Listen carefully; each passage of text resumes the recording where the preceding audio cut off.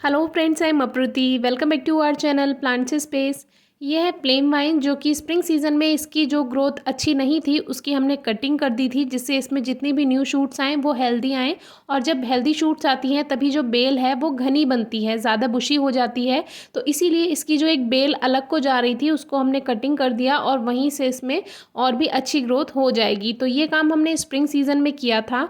ये जो है ये प्लेम वाइन है और जिसको ऑरेंज ट्रम्पेट भी कहते हैं, ऑरेंज बेल्स के नाम से भी ये जाना जाता है, क्योंकि इसके जो फूल हैं वो कुछ देखने में घंटी के जैसे ही होते हैं।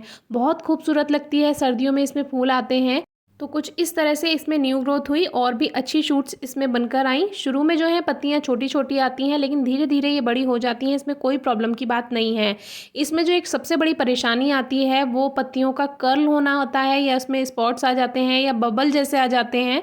तो उसके लिए आप मिट्टी की गुड़ाई करें। जो एक्स्ट्रा नमी है, ओवर मॉइस्चर जो है, उसको कम करना बहुत ज़रूरी है। हमारे पास एक व्यूअर ने इसका फ़ोटो भेजा था, उनका प्लांट अचानक से ड्राई होने लगा था। तो हमने उनको बोला कि या तो आपके मिट्टी में बहुत ज़्यादा नमी है या बहुत ज़्यादा आपकी जो मिट्टी है उसमें ड्राइनेस है। तो उन्होंने कहा कि नहीं, मिट्टी तो ठीक है। लेकिन फिर जब हमने उनको कहा कि कुछ दिन पानी आप कुछ टाइम मत दीजिए, तो उन्होंने पानी नहीं दिया। लेकिन उसके बाद भी उसकी कंडीशन वैसी ही थी। तो हमने उनको बोला कि आप मिट्टी को हटाकर चेक कीजिए, थोड़ा उसकी गुड़ाई कीजिए गहराई तक, लगभग 2 इंच तक। तो फिर उन्होंने जब देखा तो उसमें ड्राइनेस थी, यानी जो वो पानी दे रहे थे वो ऊपर ऊपर काम कर रहा था, या तो मिट्टी बहुत ज़्यादा हार्ड थी और इसी वजह से पानी जो है पूरा नीचे तक जड़ों तक नहीं पहुँच रहा था। तो इस बात का आप ध्यान रखिए। अगर आपको ऊपर से ज़्यादा नमी दिख रही है तो हो सकता है कि जो मिट्टी है, जो आप नर्सरी से प्लांट लेकर आए हैं, वो इतना ज़्यादा कठोर है कि वो पानी पूरा जड़ों तक नहीं पहुंच पा रहा। तो ये भी रीज़न हो सकता है। कभी कभी ओवर मॉइस्चर कारण नहीं होता है, यानी ज़्यादा नमी कारण नहीं होता है, कभी कभी ड्राइनेस भी कारण हो सकता है। तो मिट्टी को आप हल्की गुड़ाई करके थोड़ा अंदर तक चेक कीजिए, तो आपको पता चल जाएगा कि असली जो रीज़न है वो है क्या। तो हमारा जो प्लांट है काफ़ी अच्छे से ग्रोथ कर रहा है। 12 इंच के गमले में लगाया हुआ है। अभी इस पर फ्लावरिंग हमारे यहाँ नहीं हुई है क्योंकि नया प्लांट लिया था। तो जहाँ तक है इस बार इस पे फ्लावर्स आएंगे, लेकिन उसके लिए हमें भी तो काम करना होगा। और इसमें जो है कुछ टहनियाँ जो हैं टाइम टू टाइम सूखती रहती हैं, ड्राई होती रहती हैं, उसको आप हटा दीजिए। क्योंकि किसी भी प्लांट पे अगर ड्राई ब्रांचेस रहेंगी तो वो प्लांट की एक तरह से ग्रोथ को रोकता है। तो जितनी भी सूखी टहनियाँ हैं वो टाइम से पौधे से हटा दिया कीजिए। दूसरी बात इसके लिए है धूप की। कम से कम 3-4 घंटे की सीधी धूप ज़रूरी है। ज़्यादा से ज़्यादा फुल डे सनलाइट में आप रख सकते हैं।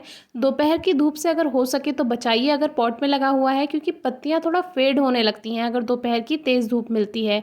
और दूसरी बात है फर्टिलाइज़र की। तो अभी देखिए, अभी इसका फ्लावरिंग सीज़न नहीं है तो बहुत ज़्यादा केयर करने की ज़रूरत नहीं है। लेकिन साल में 3-4 बार आप खाद अगर दे देते हैं तो प्लांट्स की ग्रोथ में थोड़ा आसानी हो जाती है। दूसरी बात का ध्यान रखिए, जब फ्लावरिंग सीज़न शुरू होता है उससे पहले ज़रूर आप खाद दीजिए। यानी कि लगभग सितंबर अक्टूबर से आप इसके खाद पर ध्यान देना शुरू कर दीजिए। रेनी सीजन में तो ये बहुत अच्छे से ग्रोथ कर जाती है, तो उस समय तो फर्टिलाइज़र की बहुत ज़्यादा रिक्वायरमेंट नहीं होती है। लेकिन जैसे ही आपका सितंबर अक्टूबर आता है, इसमें आप खाद देना हर 30 दिन में शुरू कर दीजिए। तो जो सर्दियों में फूल देगी वो ज़्यादा अच्छे देगी। इस तरह से मिट्टी की गुड़ाई करके 2-3 मुट्ठी खाद दे देना है आपको, चाहे गोबर खाद हो या वर्मी कंपोस्ट हो। पॉट में इसी से ही काम चल जाता है। ज़मीन में तो ये बहुत अच्छी फैलती है। आपने देखा होगा जो बड़े बड़े जो अच्छी कॉलोनीज़ होती हैं वहाँ पे आपने देखा होगा ये घरों पर भी सजाई जाती है बेल। उसको इस तरह से सेटअप किया जाता है उसका कि जब इस पे फूल आते हैं तो वो पूरी जो कोठी है या घर है जो, वो पूरा इन ऑरेंज फ्लावर से ढक जाता है। आपने देहरादून साइड में बहुत जगह इसको देखा होगा लगे हुए। तो उधर घरों पर इसको सजा के रखते हैं और जब फ्लावर्स आते हैं तो पूरा घर ऑरेंज कलर का हो जाता है, बहुत प्यारा लगता है। तो खाद देने से पहले पानी ना दें, खाद देने के बाद इस तरह से आप वाटरिंग कर सकते हैं। वाटर स्प्रे पत्तियों पर भी करें तो प्लांट अच्छी ग्रोथ करेगा। और मिट्टी जब भी तैयार करें तो वेल ड्रेन सॉइल होनी चाहिए, यानी इस तरह की मिट्टी जिसमें पानी रुके ना। तो उसके लिए आप थोड़ा सा रेत मिला सकते हैं मिट्टी में। उससे क्या होता है, जो सॉइल है वो वेल ड्रेन बनती है। और जब इस पे फूल ना आ रहे हों तब आप नर्सरी से ये प्लांट लें, क्योंकि जब इस पे फूल आ रहे होते हैं तब यही प्लांट 400 रुपीज़ तक का मिलता है। तो इसीलिए तभी लें जब इस पे फूल ना आ रहे हों। Thank you.